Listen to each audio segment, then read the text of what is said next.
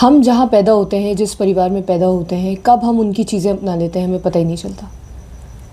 सब बात करते हैं कि शादी के बाद हमें बहुत चीज़ें अपनानी पड़ती हैं, अपनी चीज़ें छोड़नी पड़ती हैं और दूसरों की चीज़ें अपनानी पड़ती हैं। हम अपने आप को भूल जाते हैं शादी के बाद, दूसरों की पसंद हमारी पसंद बन जाती है। लेकिन कोई बात नहीं करता कि जब हम पैदा होते हैं किसी जगह पर, उनसे हमारा कोई कनेक्शन नहीं होता पहले, कोई भी कनेक्शन नहीं है हमारा उनसे पहले।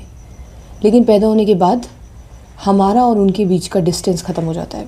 बीच में कोई स्पेस भी थी, हम भूल जाते हैं बात, भूल चुके होते हैं हम ये बात कि हमारी अपनी कोई पहचान भी है अपने परिवार से अलग। उनका सरनेम ही हमारा नहीं होता, उनका सरनेम हम अपनाते हैं, उनका लाइफस्टाइल हम अपनाते हैं, उनकी फाइनेंशियल सिचुएशन हमारी सिचुएशन होती है, वो क्या खाते हैं वो हमारी खाना हो जाता है। अगर वो vegetarian vegetarian, non vegetarian non vegetarian, वो किस धर्म के वो धर्म हमारा हो जाता है, उनके जीन्स हमारे हो जाते हैं, हमारा शरीर कैसा दिखेगा वो हमारा हो जाता है। यहाँ तक कि आदतें भी उन्हीं के परिवार से आती हैं कि भाई दादी की आदत है, ये चाचा की आदत है, ये बुआ की आदत है, ये उधर मामा की आदत आ गई, सब कुछ हम वहीं से लेते हैं, राइट। और धीरे धीरे करके कब हम उनकी सोच भी अपना लेते हैं हमें ये भी पता नहीं चलता। हमें ये भी, इसका भी अंदाज़ा नहीं रहता कि हमने उनकी सोच भी अपना ली है। कुछ सालों बाद हम देखते हैं कि हमने उनकी सोच भी अपना ली है। हमारे अपना कुछ रहता ही नहीं है।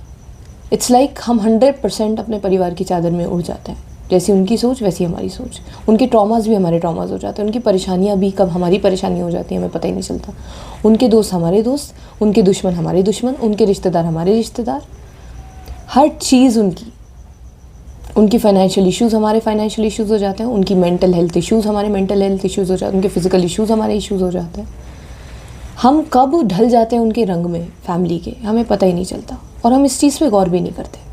जो चीज़ सबसे पास होती है ना, हमारा ध्यान नहीं जाता उस तरफ। जो चीज़ें दूर हैं, वो दूसरों की चीज़ें, वो बड़ी आसानी से हमें पता चल जाती है कि ये प्रॉब्लम है इसकी लाइफ में। लेकिन अपनी लाइफ की प्रॉब्लम नहीं देख पाते हम। अपनी लाइफ में क्या गड़बड़ चल रही है, कहाँ से सारे इश्यूज़ पैदा हो रहे हैं, वही नहीं दिखते हमें। बाकी सब देख लेते हैं हम, क्योंकि वो सबसे पास है ना। आग के जब कुछ सबसे पास आ जाता है तो हम उसे नहीं देख सकते हैं, राइट। इसी तरीके से जो हमारी सबसे असल इश्यूज़ है, सबसे पास वाले इश्यूज़ हैं, वो हमें नहीं दिखते हैं, नहीं देख सकते हम उन्हें। तो ये एक सबसे बड़ा इशू है, हम चाहे इसे इशू माने या ना माने। मैं हमेशा बचपन में सोचती थी, जब मैं जानती थी कि मेरी पर्सनैलिटी अपने परिवार से अलग है, मेरी मम्मी से अलग है, मेरे पापा से अलग है, मेरे भाई से अलग है, मेरी आत्मा उनसे अलग थी। मैंने सोचा था कभी मैं इनकी तरह नहीं बनूंगी, और शायद मेरे पास ये ऑप्शन है कि मैं इनकी तरह ना बनूं। लेकिन बड़े होने के बाद कब मैं उनकी तरह बन गई मुझे पता ही नहीं चला। जो बातें वो करते हैं, कब मैं उनकी जैसी बातें करने लगी मुझे पता ही नहीं चला। जैसी उनकी सोच है, जो उनकी लिमिटेशंस है, कैसी वो मेरी लिमिटेशंस पर मुझे पता नहीं चला। आज मैं भी उन्हीं की तरह हो गई हूँ। जिस सोच में वो हैं, जीते थे, वो सोच मैंने कब अपना ली मुझे नहीं पता चला। उनकी प्रॉब्लम तो मेरी प्रॉब्लम कभी थी ही नहीं, राइट। मुझे पता ही नहीं चला इस बात का कभी भी।